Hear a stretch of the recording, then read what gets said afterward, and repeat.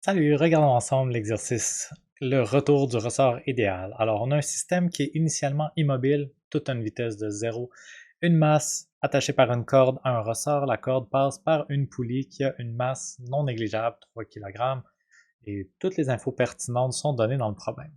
La première question, on veut savoir quand le bloc aura parcouru, le bloc glisse sans frottement, quand le bloc aura parcouru 15 cm, à quelle vitesse est-ce qu'il va se déplacer? Pour répondre à cette question-là, on va utiliser la formule de la conservation de l'énergie. Dans le fond, on n'a pas de travail non conservatif ici, il n'y a pas de frottement ni quoi que ce soit qui ferait un travail non conservatif. Alors, on va utiliser la conservation de l'énergie. Énergie initiale égale énergie finale. Et on va être capable d'isoler la vitesse dans cette équation-là. Allons-y avec ça. Alors, qu'est-ce qui se passe dans notre situation? Le dessin qui est donné dans le cahier puis que j'ai fait ici correspond à la situation initiale. Initialement, le bloc est immobile, la poulie ne tourne pas et le ressort est à sa longueur naturelle. La seule énergie qu'on pourrait avoir dans ce problème-là initialement, c'est une énergie potentielle reliée à la hauteur du bloc de 2 kg. J'ai pas de façon de savoir sa hauteur comme dans l'absolu. Euh, on peut y aller de plein de façons différentes. Moi, je vais choisir de mettre ma hauteur égale à 0 à l'endroit où est-ce que le bloc se trouve en ce moment. Ça peut vous sembler un peu étrange parce qu'on sait que hauteur égale 0, on aurait le goût de mettre ça comme sur le plancher, là, ça nous semble plus naturel.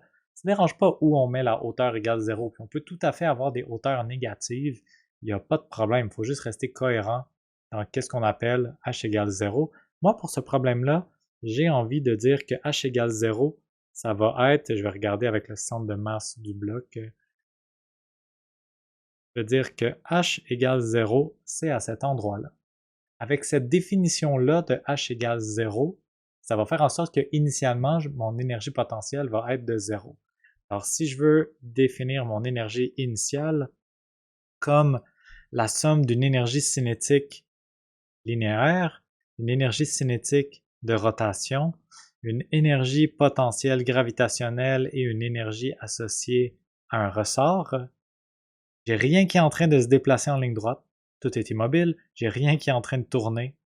Avec ma définition de hauteur égale 0, j'ai pas d'énergie potentielle gravitationnelle.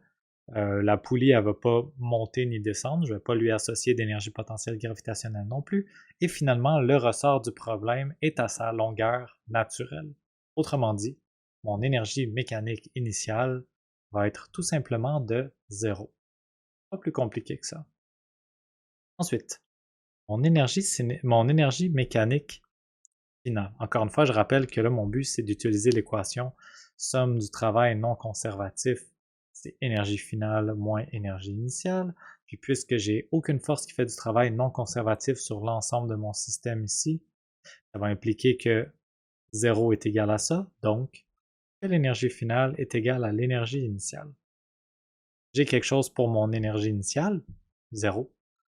Alors, mon énergie finale, qu'est-ce qui va se passer dans mon problème? Dans mon problème, qu'est-ce que j'ai comme énergie finale? À la fin, mon bloc s'est déplacé. Il a parcouru une distance sur la diagonale de 15 cm. Qu'est-ce que ça va impliquer? Ça va impliquer une énergie potentielle gravitationnelle négative. Ma hauteur a diminué, je vais avoir une hauteur négative, une énergie potentielle gravitationnelle négative. On a le droit d'avoir ça, c'est tout à fait correct. Ensuite, mon ressort va s'être étiré de 15 cm. Mon ressort va plus avoir l'air à ça. Il va s'être étiré de 15 cm par rapport à sa longueur naturelle. Ma poulie va être en train de tourner à une certaine vitesse angulaire oméga. Puis mon bloc va lui avoir une vitesse linéaire que je vais tout simplement appeler V. Le but du jeu, c'est justement de calculer cette vitesse. En fait, le but du jeu, c'est de calculer la vitesse angulaire du cylindre, mais un ne va pas sans l'autre. Alors, en trouvant un, je vais automatiquement trouver l'autre. Le but, c'est d'avoir le oméga. Alors, je vais avoir un paquet de formes. En fait, je vais avoir toutes les formes d'énergie dans mon énergie finale. Mon énergie cinétique linéaire. J'ai un objet qui a une masse qui se déplace en ligne droite, puis c'est le bloc qui est ici.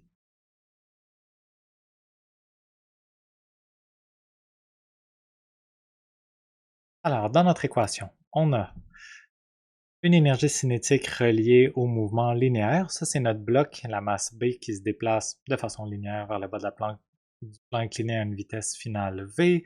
On a notre énergie cinétique de rotation pour la poulie qui est en train de tourner.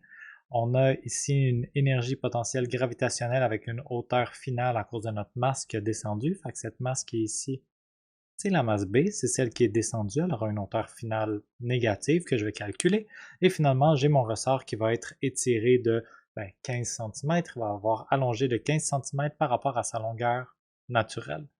Là-dedans, il y a beaucoup de quantités qui sont connues, certaines qui sont inconnues. Les quantités inconnues sont la vitesse finale et la vitesse angulaire finale de mes deux objets. La hauteur finale, je peux la déduire avec ma diagonale. Tout le reste, je devrais être capable de le calculer. Donc, je vais remplacer les chiffres aux endroits appropriés. Je vais remplacer le moment d'inertie par la formule appropriée pour une poulie, qui est un cylindre plein. Je vais aussi remplacer V par la relation V égale oméga fois R, R étant le rayon de la poulie. La vitesse linéaire de la masse correspond à la vitesse linéaire de la corde qui est sur le périmètre de la poulie. Alors, la relation entre la vitesse linéaire de la masse et angulaire de la poulie, c'est celle-là, notre relation habituelle. Puisque oméga est la variable que je recherche dans le problème, je vais remplacer oméga par... En fait, je vais remplacer V par oméga fois R dans cette équation-là. Comme ça, il me restera un seul inconnu qui sera ce que je veux trouver dans le problème. Alors, allons-y.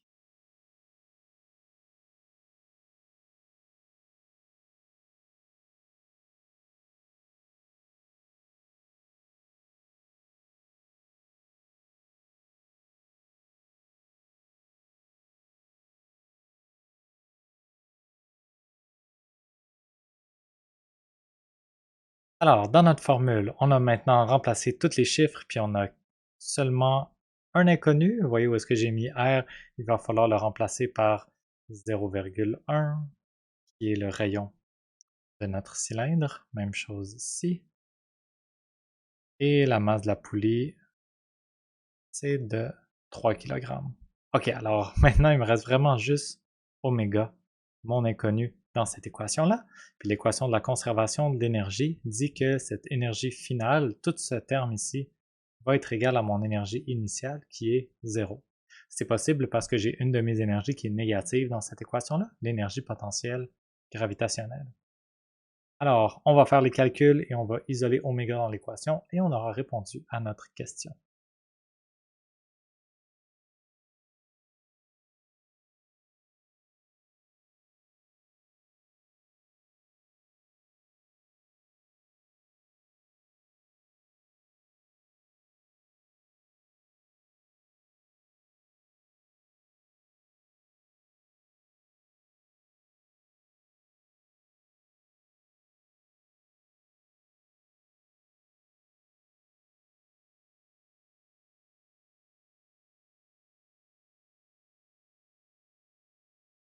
Voilà notre réponse à la première question.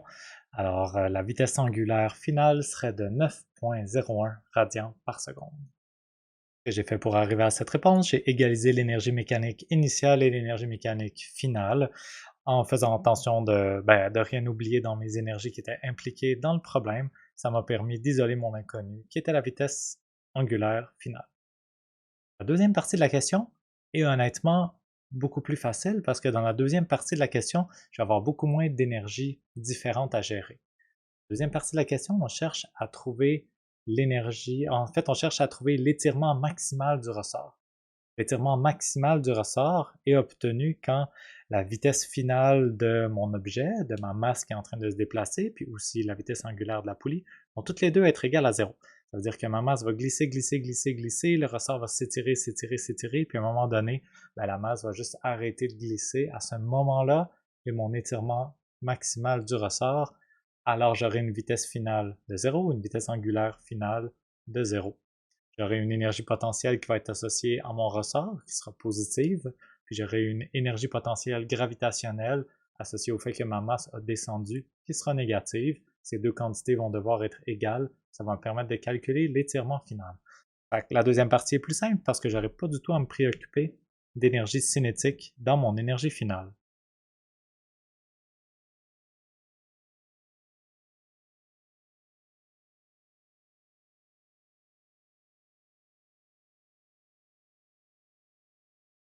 La seule petite chose qu'il y a à remarquer ici, vous voyez, j'ai deux inconnus h et x. X, ça va être l'étirement du ressort. Et comme tantôt on a fait avec ce triangle-là, dans le fond, ce qui va être sur la diagonale, ça va être notre x. Fait que si le ressort s'est étiré de x, ça veut dire que le bloc a parcouru x sur la diagonale. Ça va nous permettre de faire la relation avec la hauteur finale de mon bloc. Je vais mettre un négatif pour représenter le fait que le bloc a descendu, fait que sa hauteur est plus petite que le h égale à 0, donc définitivement une hauteur négative. Alors, pour avoir un seul inconnu dans cette équation, tout ce que j'ai à faire, c'est remplacer mon h par moins sinus de 60 degrés fois x. Et maintenant, j'aurai une équation avec un, seul inconnu que je vais pouvoir isoler.